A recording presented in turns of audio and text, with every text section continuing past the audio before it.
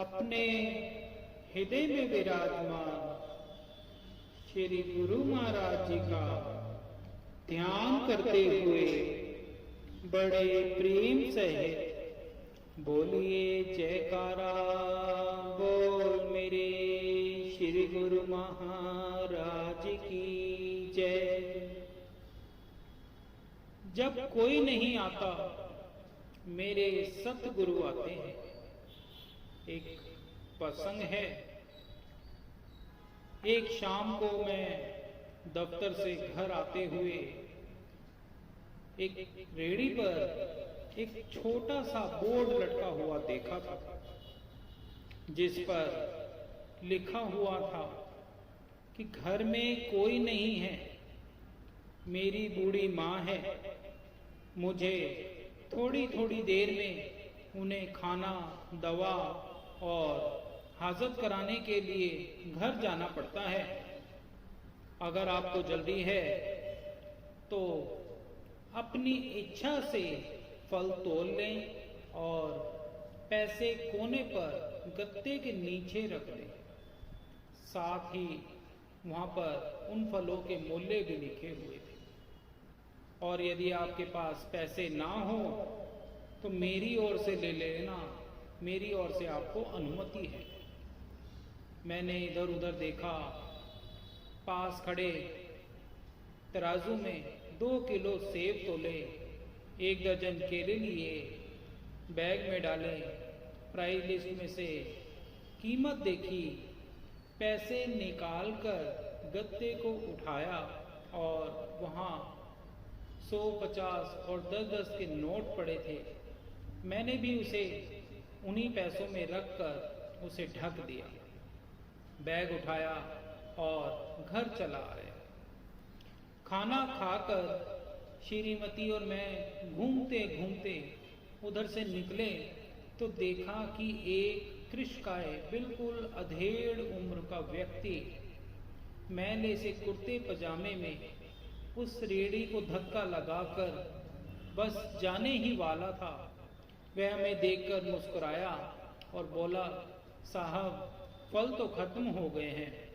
मैंने यूं ही बात करने के इरादे से उसका नाम पूछा। उसने बताया, लेकिन मैंने सुना अनसुना कर दिया और उत्सुकतावश रेहड़ी पर टंगे बोर्ड के बारे में जानना चाहा तो उसने मुझे बताया कि पिछले 3 साल से मेरी माताजी बिस्तर पर हैं, कुछ पागल सी भी हो गई हैं और अब तो उन्हें लकवा भी हो गया है। मेरी कोई संतान नहीं है। मेरी पत्नी भी स्वर्ग सिधार चुकी है। अब केवल मैं हूँ और मेरी माँ है।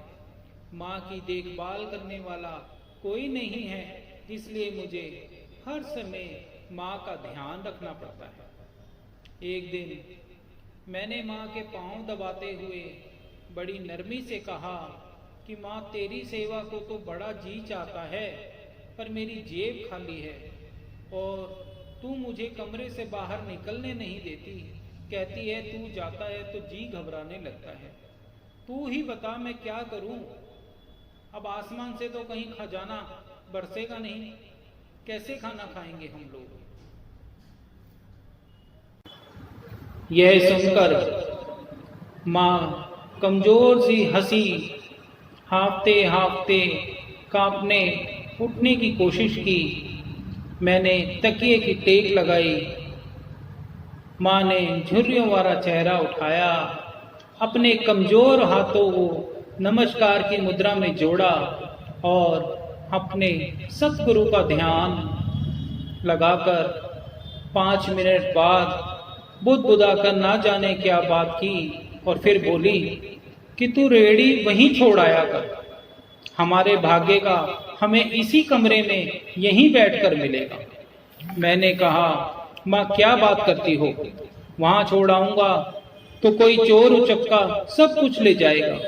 आजकल कौन किसी की मजबूरी देखता है और बिना मालिक के कौन फल खरीदने आएगा? माँ कहने लगी, तू सुबह सतगुरु का नाम लेकर रेहड़ी को फलों से भरकर छोड़ आया कर और रोज शाम को खाली रेहड़ी ले आया कर। बस मुझसे ज्यादा जुबानखोरी मत कर। मुझे अपने सतगुरु पर पूरा भरोसा है। अगर तेरा नुकसान हो तो मुझे कहना। वो कहने लगा, भाई साहब मुझे 2.5 साल हो गए, सुबह रेड़ी लगाकर आता हूँ और शाम को ले जाता हूँ। लोग पैसे रख कर जाते हैं, फल लेकर जाते हैं, एक ढेला भी ऊपर नीचे नहीं होता, बल्कि कुछ तो ज्यादा भी रख कर चले जाते हैं। कभी कोई माँ के लिए फूल रख जाता है और कभी कोई चीज रख जाता है। परसों एक बच्ची पुलाव बनाकर रख गई थी, साथ में एक पर्ची भी थी माँ के लिए। एक डॉक्टर साहब अपना कार्ड छोड़ गए, पीछे लिखा था, माँ की तबीयत नाजुक हो तो मुझे कॉल कर लेना, मैं आ जाऊंगा। यदि मेरी माँ की सेवा का फल है या माँ की दुआओं की शक्ति या सतगुरु का प्रताप, ये मैं नहीं जानता। ना मेरी माँ अपने पास से हिलने देती है, ना मेरा सतगुरु मेरा रिज़्क रुकने देता है। माँ कहती है कि सतगुरु तेरे फल देवदूतों से बिकवा देते हैं। पता नहीं माँ भोली है या मैं अज्ञानी हूँ। मैं तो केवल इतना ही समझ पाया हूँ कि हम अपने माँ बाप की सेवा करें तो ईश्वर स्वयं हमें सफल बनाने के लिए अग्रसर हो जाता है। वह यह कहकर चला गया और मैं वहीं खड़ा रह गया, बिल्कुल अकेला, अवाक।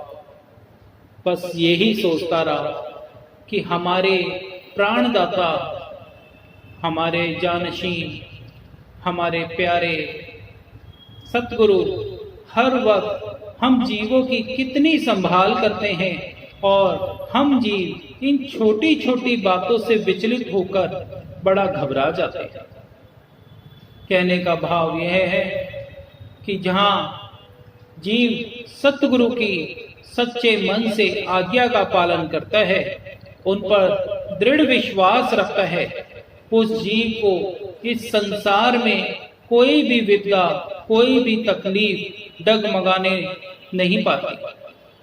बस अपने सतगुरु पर, अपने मालिक पर सच्चा विश्वास होना चाहिए, सच्ची आस्था होनी चाहिए, सच्चा प्रेम होना चाहिए। बोलो जयकारा, बोल मेरे श्री गुरु महाराज की जय।